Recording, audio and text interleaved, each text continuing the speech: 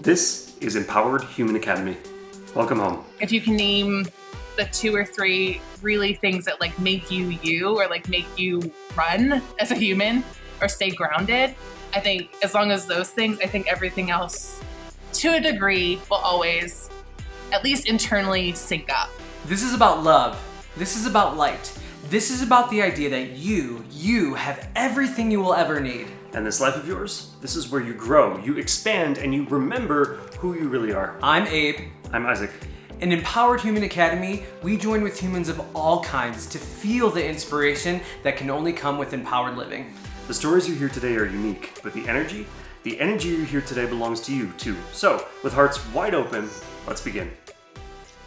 Hey everyone, welcome back to Empowered Human Academy. Today we are so excited to be talking to a friend that we met a couple years ago, Jen Dietrich, and we are just so thrilled to be here with you, Jen. You are super creative and super talented, and just every time I walk into your store, I'm so just delighted just to be in your presence and the space that you curate. So we're just so honored to be here. How are you doing today? I'm good. I'm so honored to be here with y'all. Like, it's so fun. We begin always with the question of identity, the identity of ourselves to ourselves. So not when we're presenting, not when we're trying to make an impression or at a conference or whatever. Yeah. When it's just you coming home to yourself, what words of identity feel like they fit? I would say creativity. Okay. Truth and freedom are probably are the first things that pop into my mind. Yeah. Neat. So I'm super curious already. So truth often has this connotation of like there is one and we need to go find it. And when I hear creativity and freedom, I think like of a much more exploratory process. Yeah. How do those 3 words fit together for you? Totally. I think I feel the most myself when I'm creating something, whether it's a piece of art, whether it's talking through an idea with somebody. It can be like super loose or it can be super like hands-on. And I think the word truth resonates because it's just something that like, I don't necessarily believe that there's like one specific truth. I think that's how we can turn into a super black and white conversation. And I definitely am someone who believes there's so much gray. Yeah. So I think maybe like always in the search of in search of truth, whatever, and it being an ever evolving thing. Like I don't believe the things I thought were truthful 10 years ago are the same things I still believe that are 100% truthful today.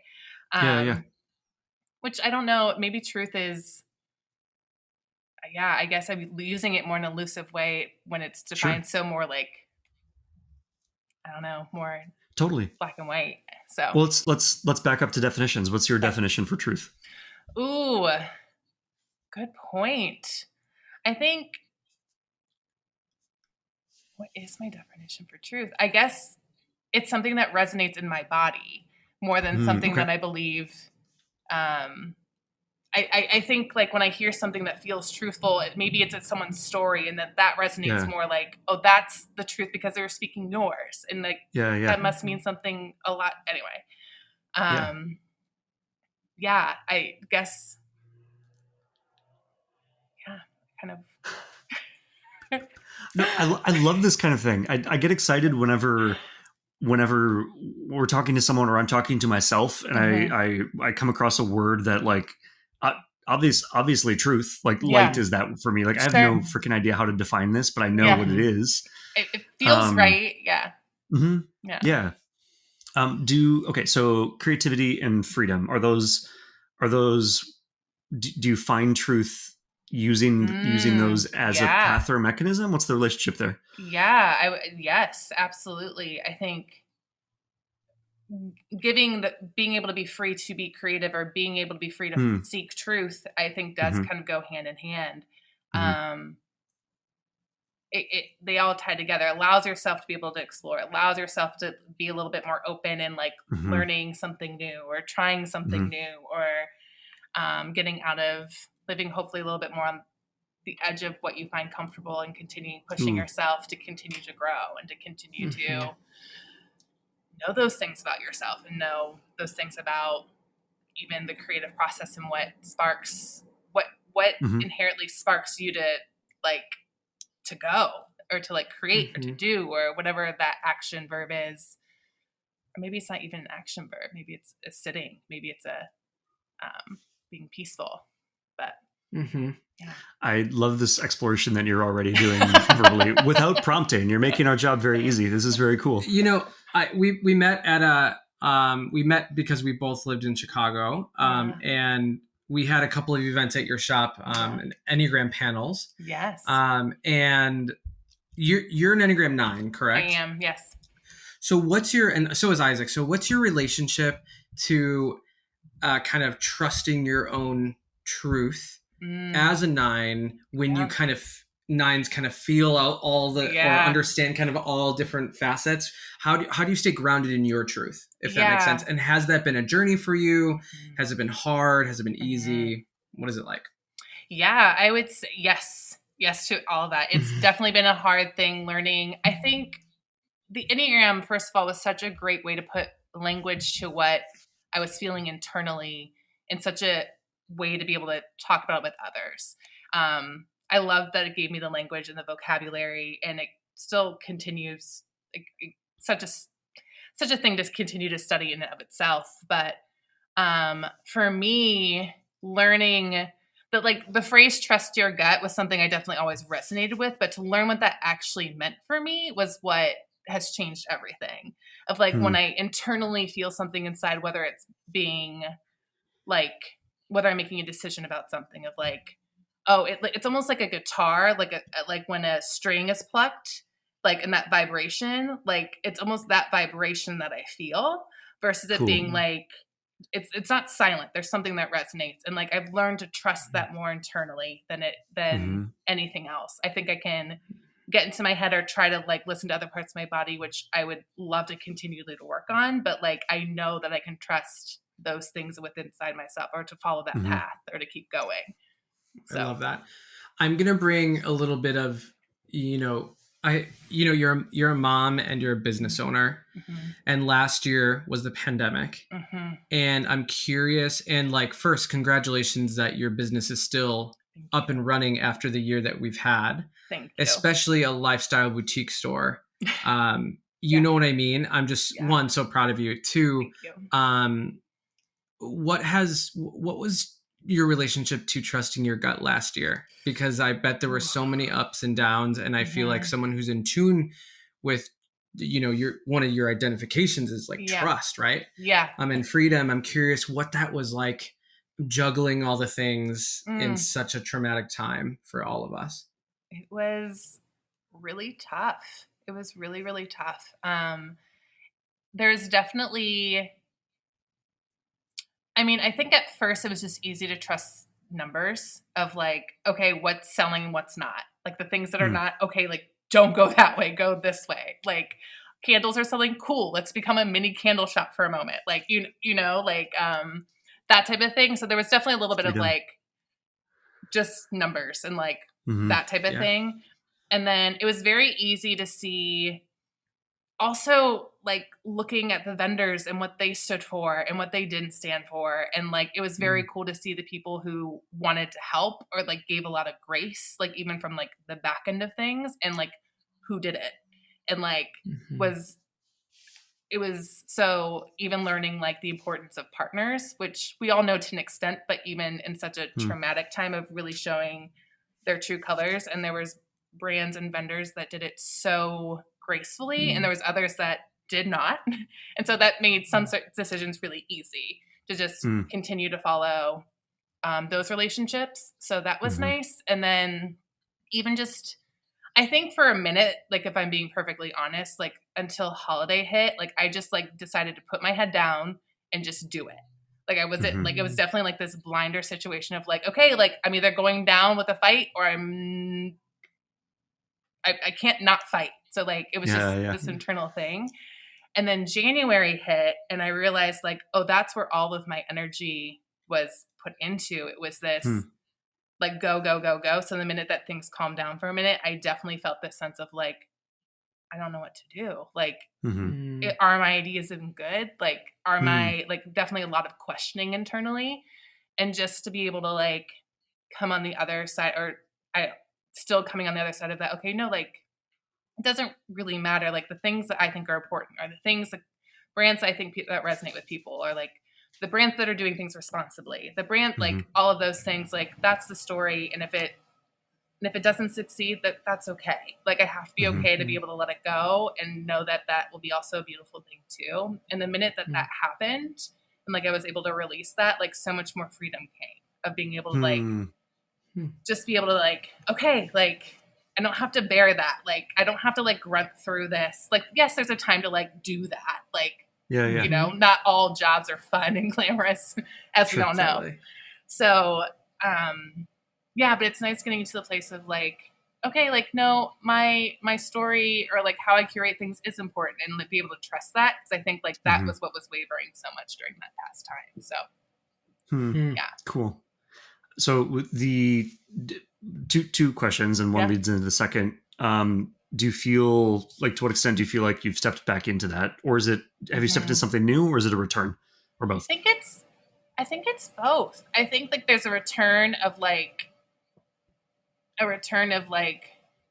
confidence of like, okay, like my business still wouldn't be we wouldn't still be standing if there wasn't something. So like Sure. being able to find like, okay, I did do something beautiful. I did do something, create something. So be able to just have confidence that like not to self-doubt that so much. And then wait, remind me of the first part again. I'm sorry, I blanked.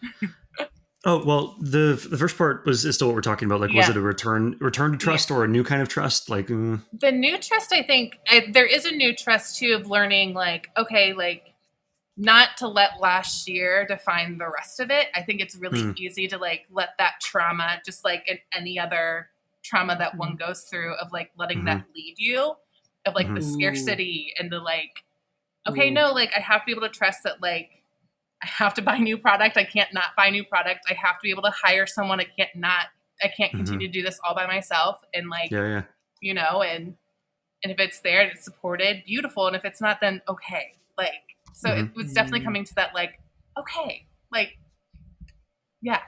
So. Wow. What goes, I'm just curious, what goes on in your mind when you're experiencing all this? Because you're juggling creativity, you're juggling a lot of different pieces.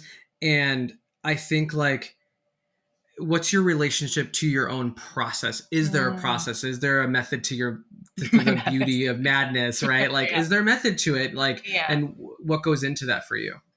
Definitely what I've learned is like the minute that I get out in nature for a moment, whether it's like going on a walk or going and like by the river or by the lake or something like that, and just getting out of like maybe my day-to-day of what I daily see and just see something more in nature, like that's my area of calm. That's like my way of to be able to connect and be like, okay, like this problem matters. It's not, doesn't matter, but to be able to like separate the anxiety from it and just get grounded in my own body and be like, okay, what's the next best choice? What's the next best decision I can do? And just kind of take it from that place of like, okay, I can't do that, but what can I do? And like, just kind of like one little step at a time. And then that tends to like not make me feel like stuck or like in a rut or whatever. It keeps the momentum going in maybe a little bit slower pace, which is nice. Of like, okay, I can't do, that's a really big decision. I don't know the answer, but I can decide this thing over here. And like, and then that path ends up always to the bigger thing eventually. So yeah. Isaac, you talk about that a lot. Literally, do you? All the time. Share. Maybe it's a 9 thing. Share. Please. I mean, that's funny that you said that, because I was like tapping Isaac underneath. I was like, that's you. I think it's because I don't have like a relationship to time. Like I there are things in the future that exist, but I don't have depth perception in that way. Like something will occur, I don't know when. And so for right now, all I'm going to do is like the next thing that feels like light, hence the whole business premise of Lightward. Just that one thing, trusting that it's going to actually, it's not even trusting that it will build to something, just trusting that like I'm on a path and things are going to be good. And I know I'm going to wake up tomorrow. And I guess if I don't, that's also okay. But still, odds are high. I know. Yeah, does that make sense? Completely. My favorite like analogy that my dad gave me when I was like, I think I was like 18, deciding like where to go to college. And like, that was the big decision at the time that felt like so like, where are we going to go? Like, what are we? Monumental. And we were in a car driving. I don't know what we were driving from, but we were in the car driving and like, we were going home and he was like, okay, like, which way should we go? And I'm like, well, you turn left. Like, that's the way home. He's like, well, what if we turn right? So he like physically drove the car right.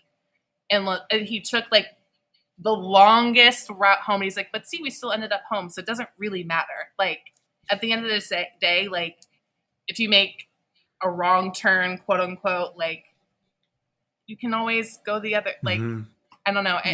That was free. That was freeing for me. Cause it's just like, okay, like no decision has to be permanent.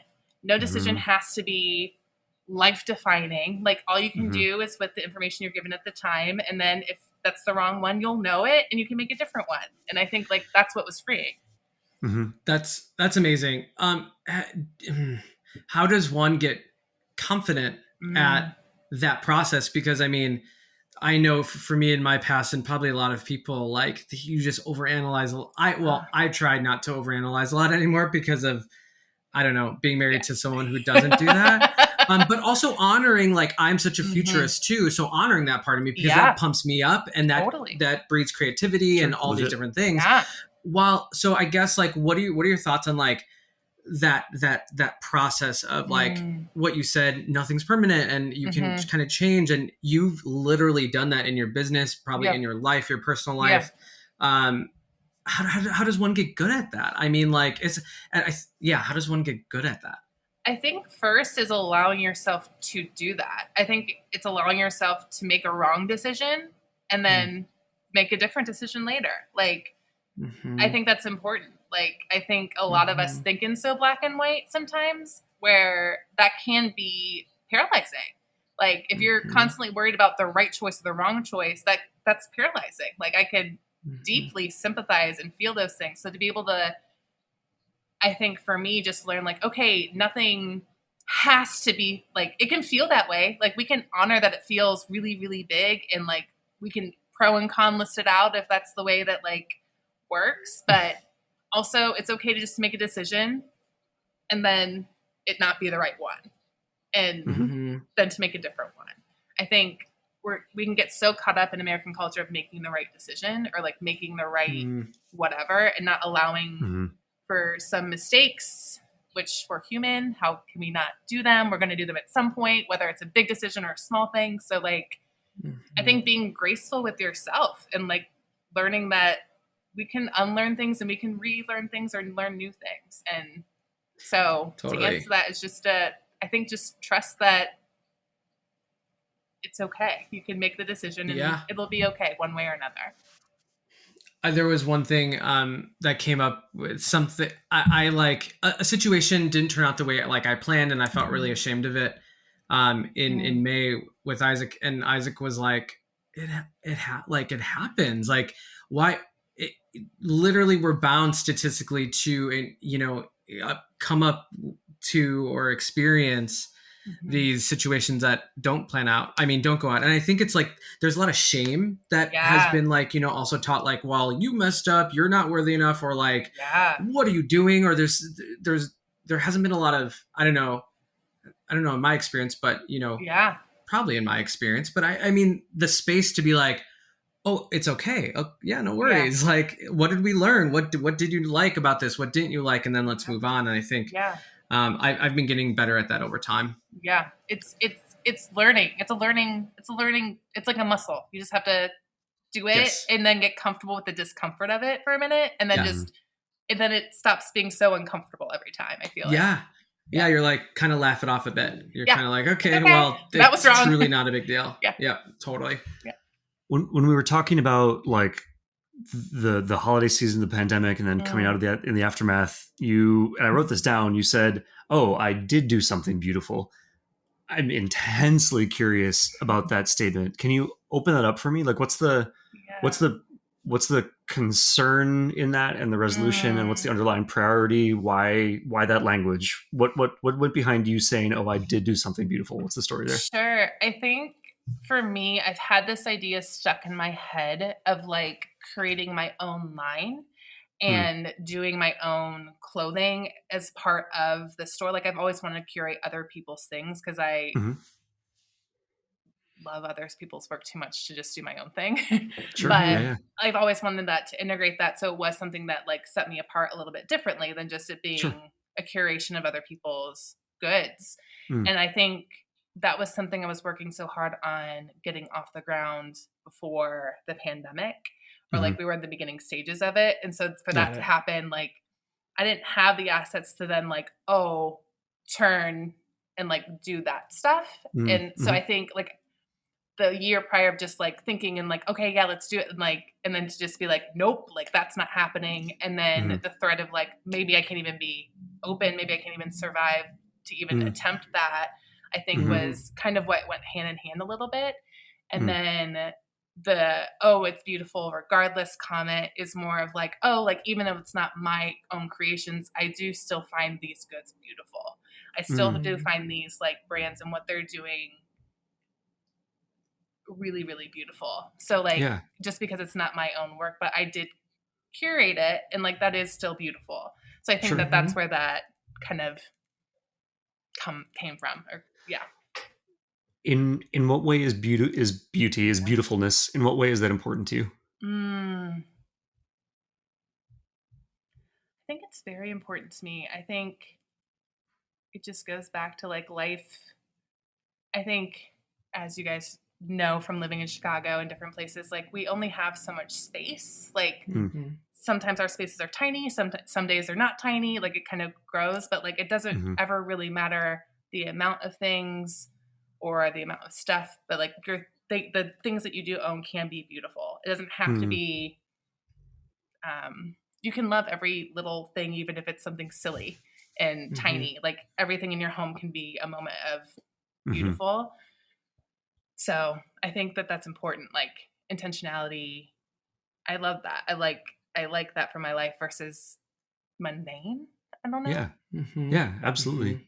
Is draw for me, if you would, a Yeah. line, or tell me that no line is appropriate, between Mm. that idea and why you're in business anyway. Like, are these connected? Why are you in why are you in this kind of business? Why have you made what Fair. you have made? That is a great okay. Yes. I am in this business because I really love clothing. I really love home goods. I really love it Yeah. all. Like I love to Hmm. surround myself in my home and what I wear and stuff like that. So to be able to Hmm. like I used to prior to opening my own store, I kind of helped other small businesses do that, like whether it was Oh, the cool. buying or like the Yeah. windows or just merchandising in general. So Hmm. I never really thought I would own my own place. It wasn't until Ellie, my sister Ellie, kind of Yeah. was like, just do your own, like you should. Like, why not? And I was like, okay. Do it Yeah. with me, help me get started. And so Hmm. that's what she did. So I think like I don't know, I just I love stumbling. I've lived in Logan Square for so long, so Hmm. I know the area. So I just knew that like having a little shop of a curation of goods would just feel Yeah. so nice and to be part of the community in a different way. Awesome. So Yeah. Yeah. yeah. Yeah, and having that space where, I mean, I feel like, Chicago compared to LA or New York Hmm. has like fewer kind of lifestyle stores, Yeah. and it's just so nice that you're kind of like centralized in that community as like I mean, we lived right down the road at some Yeah. point for a year, and it was just nice walking down, having Yeah. access to that, and Totally. there's so many people that walk down that street. I think it tying back to beauty, it's just like, oh, a pop of like beauty that might be different than what you're Yeah. seeing at like another part Yeah. of the city. You know what I mean? Aw, that's so And kind. I'm struck too by, like, even the personal experiences that I've had in Mm. your store that had at least ostensibly nothing to do with what was on the shelf, right? Like, we had those Mhm. Enneagram panels that Mm. we were all part Yeah. of, and I still get emails about, like we were talking before the show, like the Jacaranda event that happened there. Yeah. Um, did did you always know you could do that? Like as a business owner, you could do a thing that didn't have anything to do, at least from the outside view, right? Like this is a surprising choice. Did it feel surprising to you? Totally. Was that always an obvious thing for you? Well, yes and no. I'll give a yes and no answer. Wonderful. I guess that like, I think some of this, especially like some of the panels and the events that are a little like abnormal for a clothing store, I loved the juxtaposition. I thought it was so like cool to do something. But like, I truly believe like you end up playing therapist to so many people that come in here when they're trying on clothes and like helping them trying to be confident in their own bodies and like loving where they're at and not trying to be something that they're not currently or once was or whatever. So like you kind of get into these certain languages and discussions on a day-to-day basis. So it's nice to actually just hold an event to like do some of that work in a different manner. So wow. Yeah. So I mean, as far as like, I mean, we sell clothing and stuff like that. So why not also talk about the body that you're putting it on and making it a beautiful, well-rounded, like here's the clothes, but also like, let's talk about your mental state here. Like you look gorgeous. You look fantastic. Forget about whatever you're seeing in the mirror because it's not true when we look at you. And like start like, I don't know, breaking down some barriers in that manner anyway. So. Wow. And I didn't know that. Go ahead. Not from like a sales perspective. I think like sometimes I can feel very sales-y. Like that's the last thing that we ever want to do here is like, we want you to feel good and that we're being honest. Yeah. So. Well, yeah. And I mean, like all the events that I've been to at your place, like I've never even thought it was salesy. You know, there are many times that we didn't even buy anything, but we left feeling like not only inspired by the space, but just inspired by the content and the stuff that we were talking about. And I love what you're saying about why not, you know, tend or love the body in a different way in a space where you can only really, you know, one might only think about clothes. Totally. You know what I mean? Totally. And what you look like. Yeah. Yeah. Wow. Is that like, is that indicative of a larger sense of expansiveness around like what things are or have to be? Like you expanded the definition and behavior of your business in this way. Is that a natural thing for your brain or did you pick that up along the way? Okay, cool. Yes. Can you tell me more about how that fits in your life? I don't know why. I think it's always the like the image of the box and like, okay, give me the box so I can figure out how to get out of it. Like, give me the box so I can like, what are the boundaries? Okay, cool.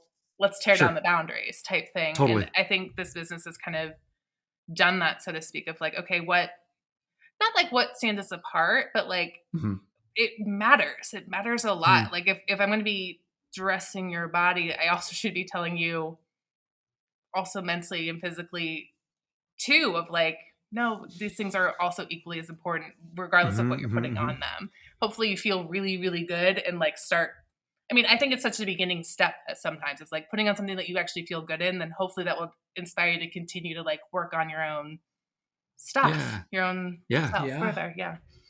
That I feel really compelled by that idea. And maybe it's in contrast to like the stereotypically horrible advertising of like, my business has all the answers for your life. Come buy XYZ and you will be happy kind of thing. But to treat the experience of somebody in your store as like a pointer to them like getting on with becoming who they are, that's so cool. Thanks. Yeah, absolutely. Okay, cool. So tell me, well, actually, I feel like we just answered this question. I'm going to bring it up anyway, because I wanted to phrase it this way. It's commonly thought of that a business has like a structure, like it's a thing with angles and supports, and it's maybe not alive. Actually, it's not that I want to contrast aliveness versus not, but it's maybe, I think what I'm getting at is,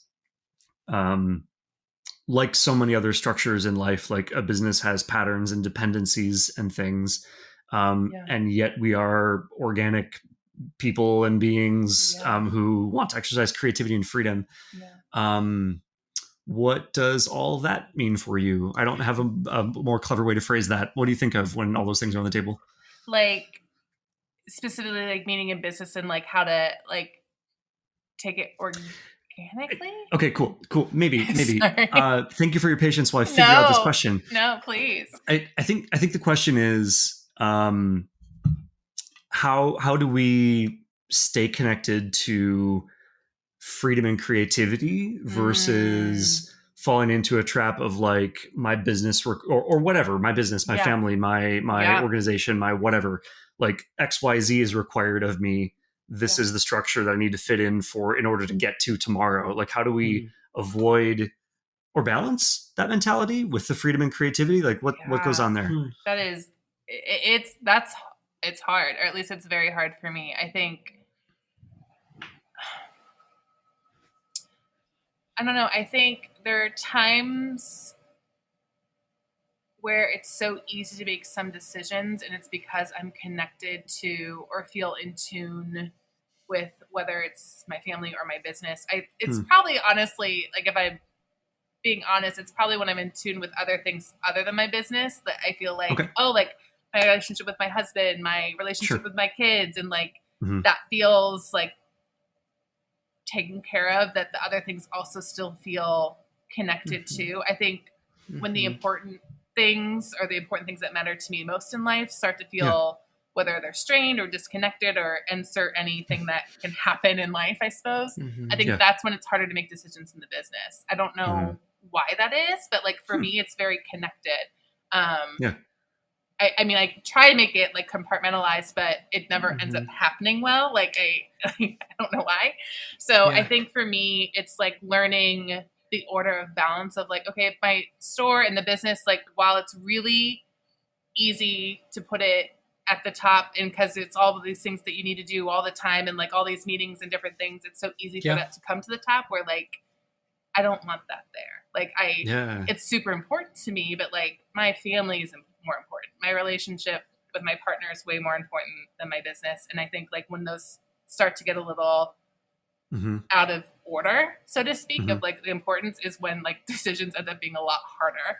So I think, I know, and sometimes that's hard. Sometimes it's hard to like put some of that above, especially when you're in the, like, for me, it's like when I'm in the mode, like my mind's spinning and I'm in the zone, and like I'm like, oh, this is a good idea, whatever.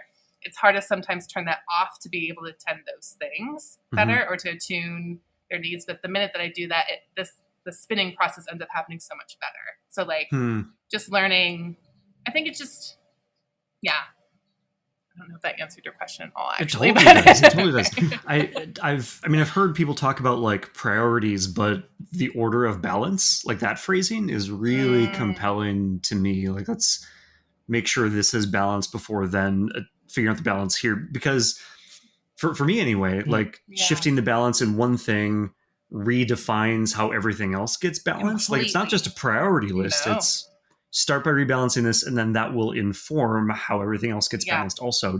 Are you feel similarly, or? Literally, yes. Cool. I think yes. Well, because if I don't have proper sleep, I can't work out effectively. And if I can't work out effectively, then I'm not going to have as much energy, or whatever it is. Right. There has to be an order. And I think we have to figure out what that order is for us. And it's different for everyone. Yeah. And probably even as we age, it changes and shifts. I think it's just a matter of like being allowed. I guess this kind of circles back to even what we were talking about before, like allowing yourself to shift and change, and decisions. They're not always the same list. It's shifted. It's fluid. So I think being able to become more fluid with that, and there's always going to be an imbalance to a degree, but I think like if you can name the 2 or 3 really things that like make you, or like make you run as a human, or stay grounded, I think as long as those things, I think everything else to a degree will always at least internally sync up. I think that's a law of the universe myself. Yeah, totally.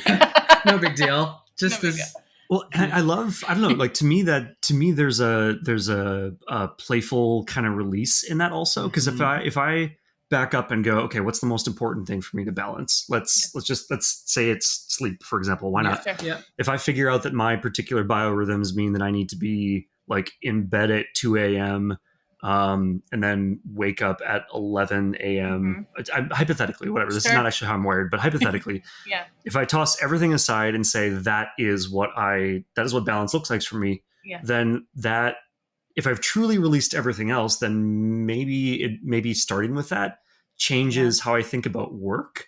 and Totally. about what jobs I want to be doing Yeah. or not doing, or how I Yeah. want to be handling my fitness or family or whatever else. And then informs everything, right? Oh, totally. Yeah. But there's, I don't know, like, to me, letting go of everything that isn't, like, if we're looking at the order, like the order of balance list. Mhm. I love that Yeah. term that you came up for. That's amazing. Wherever we are on the list, if we just balance that thing and let everything else shuffle around it, that feels, I don't know. I feel like I feel playful when I think about this. I don't know, like letting that balance tell me like what surprises lie ahead. I don't know. Does that make sense? Totally. It's almost like if you could like envision like a pie graph and like the percentages of like, and allowing them to be like, okay, this has 30%, this thing is 50%, allowing those like to slowly adjust as you learn more about yourself of like, okay, like this thing that I thought was super important actually turns out not as important. So I'm going to give that less of my energy and give this thing that clearly like my body or my mind or my heart is telling me I need to focus on more and see what happens. I think the more that we play around and find out those truths, so to speak, for our own selves, like we can only define those things for ourselves. So like, yes. And learning to pay attention to that and allowing yourself to pay attention to that, you'll end up, so to speak, on the right path. Yeah. Well, and it feels like such a relief to think about. Well, and it's an invitation. It's an invitation to a safe space that you're creating for yourself to change. I mean, there's no shame in it. It's just like, like, I mean, I love that Isaac and I like randomly decide where do you want to live next year, or when I have a desire to be like, oh, babe, I want a second place in California. Can we explore that? You know, we look at everything involved in that, but I'm not going to repress that desire. Right. And that desire might not even be accomplished or achieved, but I think the first thing to do is allow it to be and explore it. Give it some air. Let it breathe for a minute. Give it some air. Yeah. Yes. And that's not just with location. That's not with business. It's with sex. Yes. It's with every single part of our being, because we do ebb and flow. And you were talking about flow.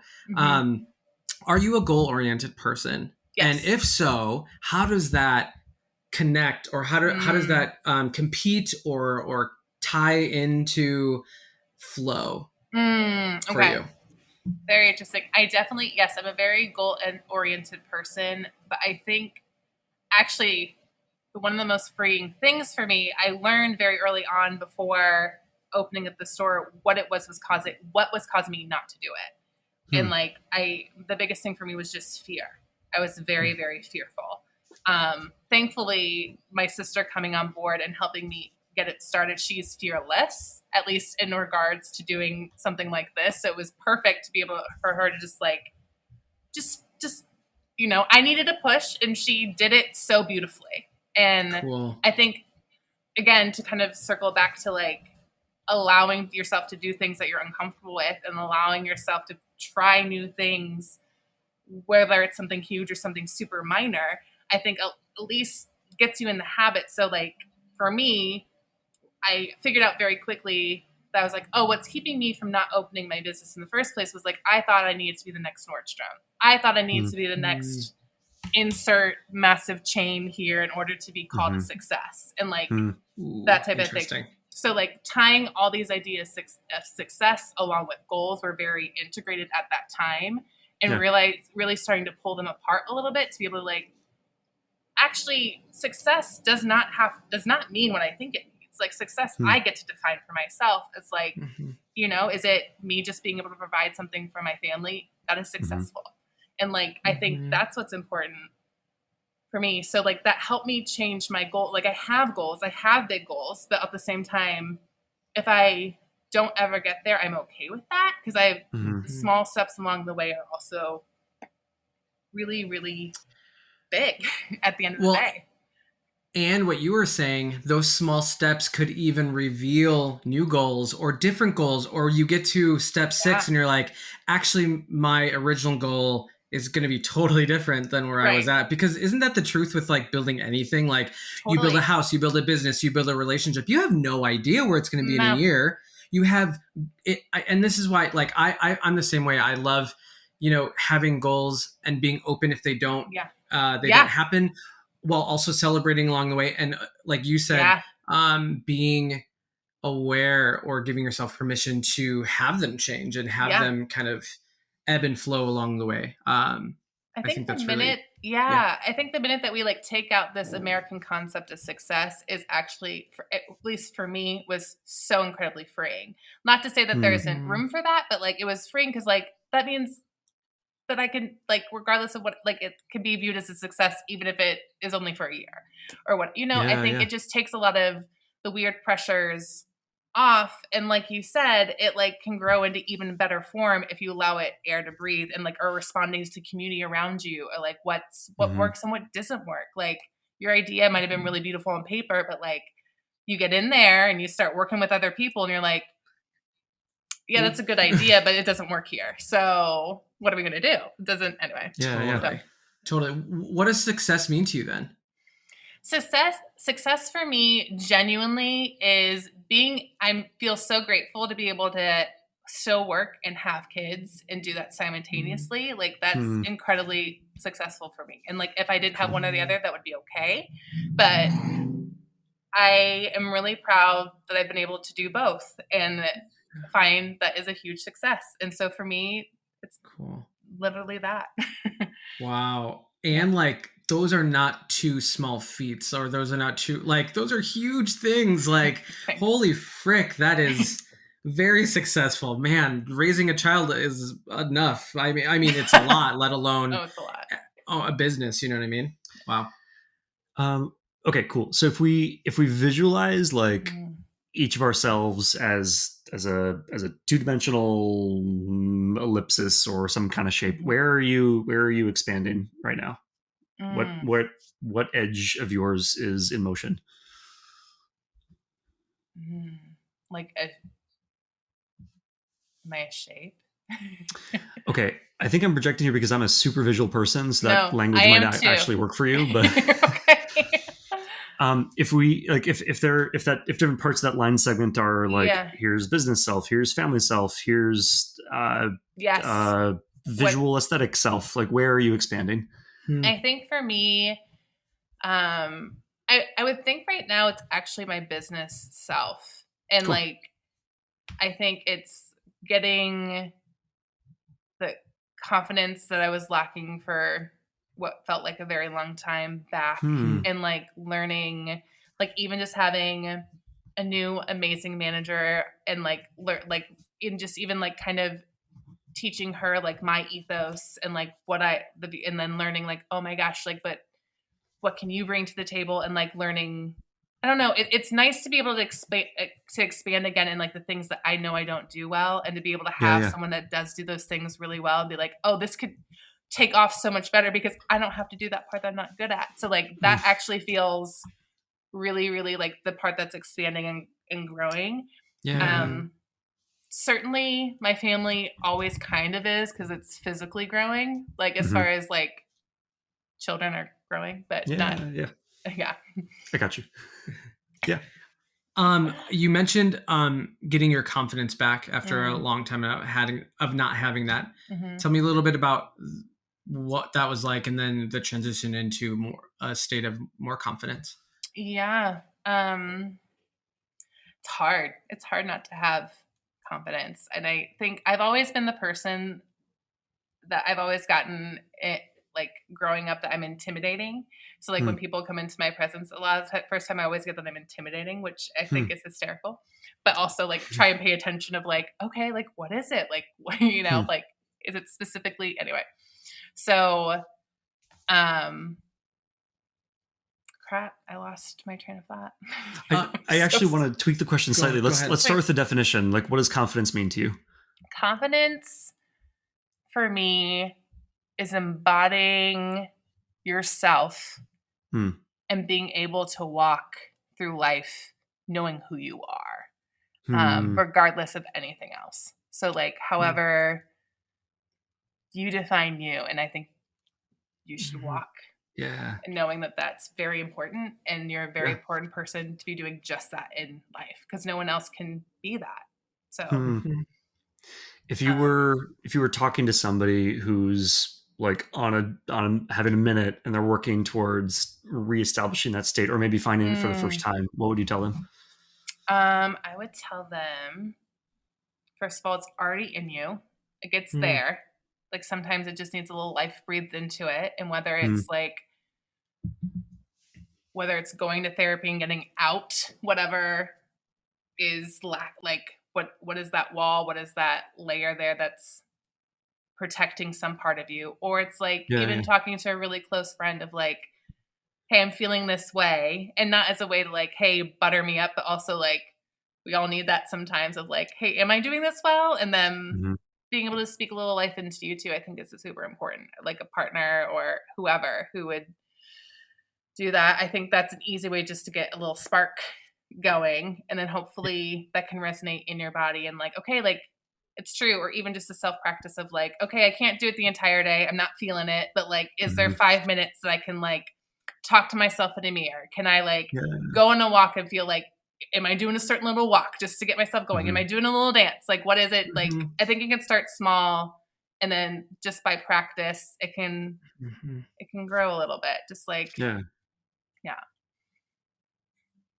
You mentioned, so go back to my question. You mentioned confidence and what has helped you like get into, you were talking about getting your confidence back. Yeah. What has that been like? Yeah. So for me, it's genuinely getting outside. Like I've learned, I'm a very nature person.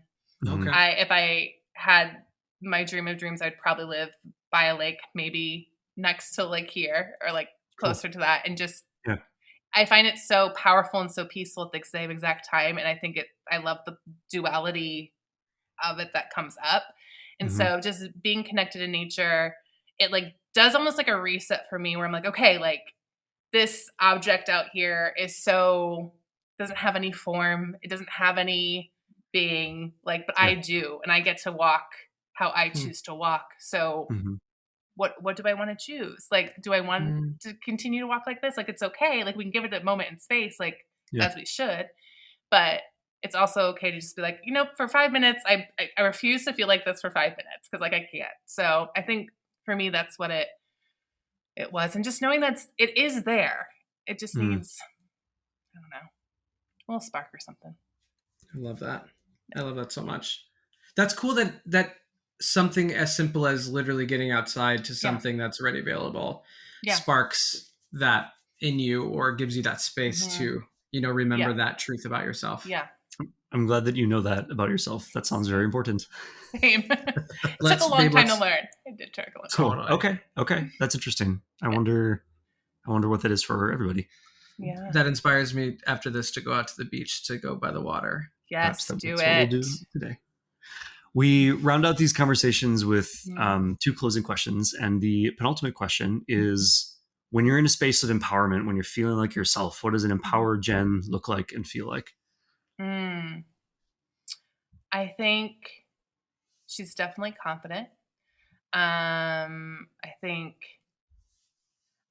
I'm also always really wanting to give back and to put that energy into someone else too, of like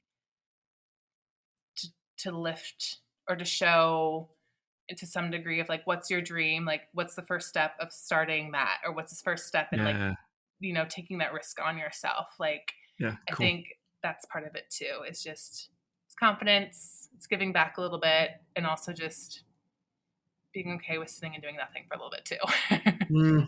I love that. Final question. What do you know for sure? I know for sure that I am loved.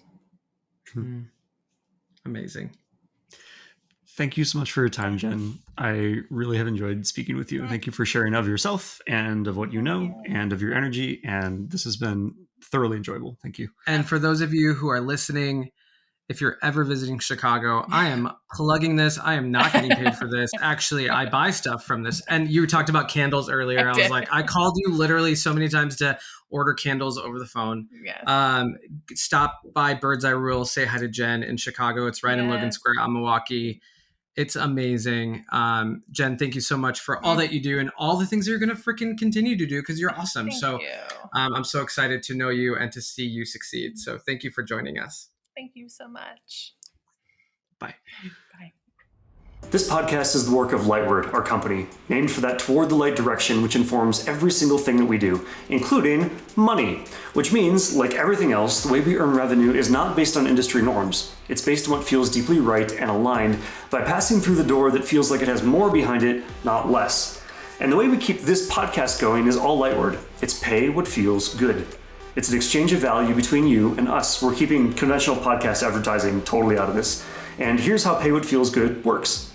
We give you this episode because it feels good to do so. And you consider, honestly, what number of dollars this episode is genuinely worth to you. I do not care if that's $3, $1,000, or literally $0 and a heart emoji, as long as that trade genuinely makes your day better. And the energy there is the entire point. That is what we're building our business on. No advertisers, no selling your attention, just you and us, trading value in a way that builds us both up. So whatever the number, when you're done listening, head to empoweredhumanacademy.com and hit the Pay What Feels Good button. We use this policy across all of our company's work, and I'm really excited to bring it here to the world of podcasts. This is us voting for the world we want to see. Thank you for being here.